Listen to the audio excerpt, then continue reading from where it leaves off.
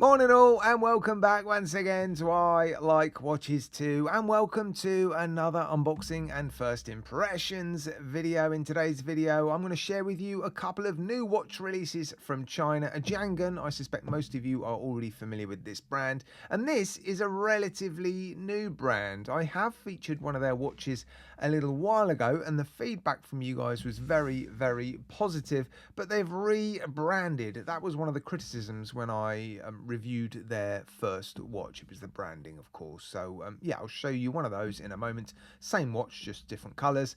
But let's kick things off with the Jianghun, because I think most of you are already familiar with this brand and its close ties to San Martin. You're probably also familiar with this brand in the sense that they're producing very original designs, quite bold designs.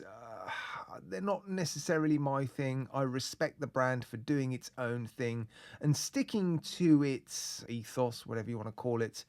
But yeah, this one I think is going to appeal to a broader market because it's a little bit more conservative, traditional. Yeah, it's based on a San Martin watch. So yeah, let me get the plastic off and we'll have a slightly closer look. Right, there we go. I've removed all the plastic, put some power into the movement and move the hands to the usual position. And first impressions are, well, it is very similar to San Martin watches that I've reviewed. Of course, the main difference is going to be the branding and the dial. Beautiful dial, lots of light play. Not sure if it's coming through, but not only is it a guilloche dial, it seems to be quite reflective and quite bright.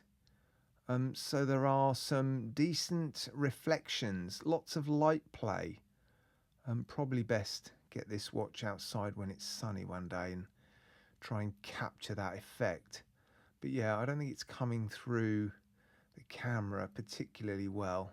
I do film my videos with an iPhone. Yeah. Nothing fancy here, just an iPhone, 60 frames a second, 4K.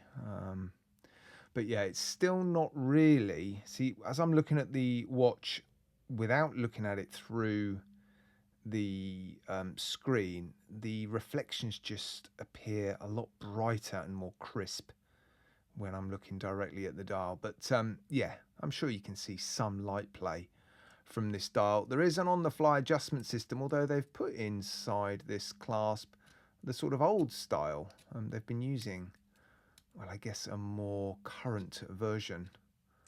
I'm not sure why they've chosen to not use the current version. It does make the clasp a little bit more discreet, which I don't mind. I mean, the build quality, Gangan watches are like San Martin watches on steroids when it comes to the finishing. Multifaceted hands and applied indices. The finishing is just remarkable. I don't know whether they're doing it intentionally better than San Martin watches, but Gangan's just seem to be that little bit better than San Martin's. Hard to believe, isn't it? Because San Martin watches already compete with, well, mid-tier Swiss-made, I say mid-tier, you know, decent Swiss-made watches. Right, let's just quickly pop it on the wrist rather crudely like that. Yeah, 9000 series movement, I strongly suspect, so it's going to sit nice and flat on your wrist. Of course, you're going to learn much more. In fact, you're going to learn everything about this watch when I review it in full on I Like Watches. But there you go, that's my first impressions. Impressive finishing, beautiful dial, and yeah, very much like a San Martin. Right, let's have a look at these. Now, when I reviewed their first watch, I remember being blown away by the quality, and we shouldn't be surprised because, well, if you're familiar with this packaging, you'll know that, or you'll suspect, I should say, that there are ties with Chronos, because Chronos use this packaging, and if you're familiar with Chronos watches, you'll know they are incredibly well finished. Some of their watches are up there with San Martin, and I think one of their really affordable watches I have claimed to be one of the best, if not the best finished watch under $200. So I strongly suspect Chronos are involved in making these watches. I think the owner of Chronos is friends with the owner of this brand, and the brand is now called Boriage. Originally it was Boriage, something like that. And the spelling was a little bit, I don't know, it just wasn't particularly appealing, I don't think. Boriage, very similar, sounds quite upmarket, doesn't it? I like the logo, look at that. Yeah, the branding is branding in general is very difficult to get right. I remember when I helped Kronos rebrand, and the hate that we got for the name and the original logo. The original logo, perhaps that was, or not the logo, the original branding or lettering for the name of the Kronos, yeah, came under fire a lot. There were even channels that said they would refuse to review any more Kronos watches until the branding was improved. But no one talks about the branding of Kronos now, do they? It's been accepted. That's just the way it goes. When you stick with a half-decent name, it just gets accepted.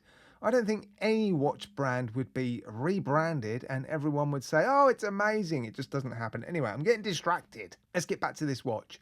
It's a fairly big watch. First impressions are, yeah, the diameter, it's pretty big, isn't it? Although it doesn't seem to sit too high.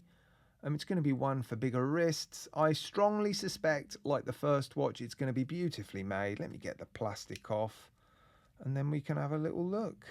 Right, there we are. I've removed the plastic, put some power into the movement. Oh, I haven't taken the little blue thing off the crown. I'll do that in a moment. I've moved the hands out the way, look. And yeah, first impressions are, I suspected it was going to be well made, well finished, and it does appear to be so.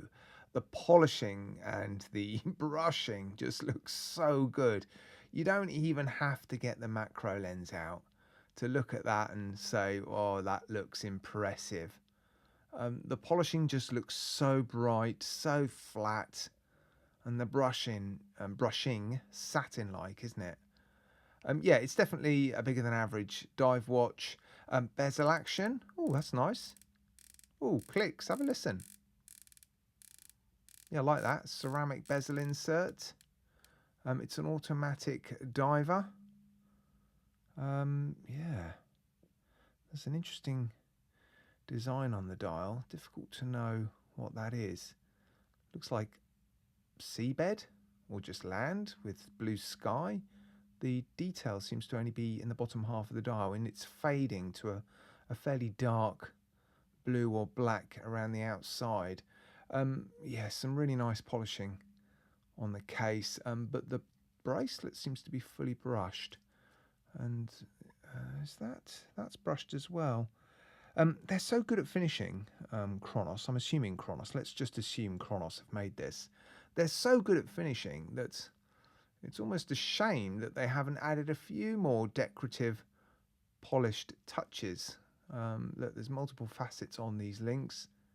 Maybe some of those could have been polished. I know what you're probably thinking. God, this guy complains whenever center links are polished. And then when they're not polished, he's asking for them to be polished. No, just maybe the odd little facet. There, look. Yeah, and those little corners are quite often polished. But anyway, it is a dive watch at the end of the day. Oh, exhibition case back there. Nice. Yeah, on the fly adjustment system in the clasp. It's an interesting one, actually. The bumps are quite pronounced. But yeah, locks into place nicely. Yeah, I think this is going to look good under macro. Yeah, I think this is going to look pretty good in the full review. And I'm impressed. Right, guys, I'll put links to both of these watches in my video description. Make sure you head over to Arlet Watches and subscribe so you don't miss out on the full reviews of these two, yeah, first impressions, impressive new watch releases from China. Right, guys, as always, thanks for watching.